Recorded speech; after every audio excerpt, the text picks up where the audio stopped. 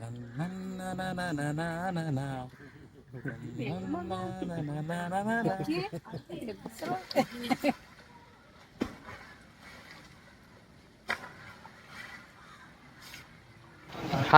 ഞങ്ങൾ Google map നോക്കി ഒരു ക്ഷേത്രത്തിലേക്ക് വന്നതാണ്. പക്ഷേ വണ്ടി പകുതിയോളം എത്തി നിർത്തി. കാരണം മുന്നോട്ടിനി വഴിയുണ്ട്, പക്ഷേ പോകാൻ കഴിയില്ല. കാരണം മറ്റൊന്നുമല്ല, 6 മാസം അന്വേഷിച്ചപ്പോഴാണ് അറിഞ്ഞത് 6 മാസം കരഭാഗവും 6 മാസം വെള്ളത്തിലുമാണ് ഈ ഒരു പ്രദേശം.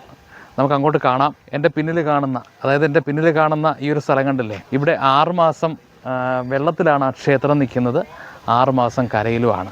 ഇവിടുത്തെ നല്ല സൂപ്പർ വൈബാണ് ഇവിടെ നിന്ന് കാണാനായിട്ട്. പക്ഷേ ഇവിടെ ദുരിതം അനുഭവിക്കുന്ന ഒരുപാട് ആൾക്കാരുണ്ട്. കാര്യം ഈ വെള്ളക്കെട്ട് കാരണം ചുറ്റുമുള്ള വീട്ടുകാരെല്ലാം ഇവിടുത്തെ താമസം മതിയാക്കി പോയി. കാര്യം ഇവിടെ ഓടയോ മറ്റു കാര്യങ്ങളോ ഇതൊന്നും ഇല്ല. പക്ഷേ ഈ മഴയത്ത്, കാലവർഷം തുടങ്ങിക്കഴിഞ്ഞ് കഴിഞ്ഞാൽ ഈ മഴയത്ത് ഇവിടെ നിറയെ വെള്ളമായിരിക്കും.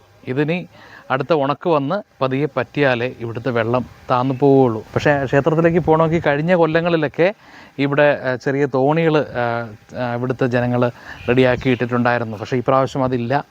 അപ്പം നമ്മൾ നിൽക്കുന്ന സ്ഥലം മൊത്തവും നേരത്തെ വെള്ളമായിരുന്നു. ഇപ്പോൾ കുറച്ച് നിറങ്ങിയതാണ്. ഇനി തുടരെ മഴയത്ത് വീണ്ടും വെള്ളമാവുമെന്നാണ് പറയുന്നത്. ഈ സ്ഥലത്തിൻ്റെ പേര് കൊല്ലം ജില്ലയിലെ മയ്യനാട് ധവളക്കുഴിയിലെ അനന്തപത്മനാഭസ്വാമി ക്ഷേത്രമാണ് ഈ കാണുന്നത്. മുന്നേ നമ്മൾ ഈ ക്ഷേത്രത്തിൻ്റെ അപ്പുറത്തെ സൈഡിൽ നിന്ന് നമ്മൾ വീഡിയോ എടുത്തിരുന്നു.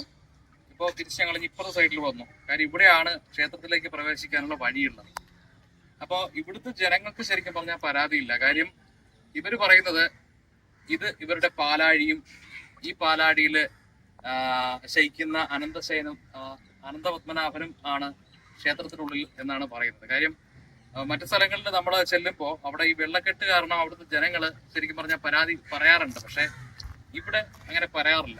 പിന്നെ മറ്റൊരു കാര്യം എന്ന് വെച്ച് കഴിഞ്ഞാൽ, ഞങ്ങളിവിടെ വന്നപ്പോൾ ഇവിടെ നല്ലൊരു പോസിറ്റീവ് എനർജിയാണ് ഫീൽ ചെയ്യുന്നത്. ക്ഷേത്രമായതുകൊണ്ട് മാത്രമല്ല, അഴുക്ക് വെള്ളമല്ല എന്നും തോന്നുന്നുണ്ട്. നമുക്ക് ശരിക്കും പറഞ്ഞാൽ ഇവിടെ വരാനുള്ള വഴി എന്ന് പറഞ്ഞാൽ മയ്യനാട്, കൊട്ടിയത്ത് മയ്യനാട് വന്നിട്ട് മയ്യനാട് ധവളക്കുഴി എന്ന് പറഞ്ഞ സ്ഥലത്താണ് ഈ ക്ഷേത്രം ഉള്ളത്.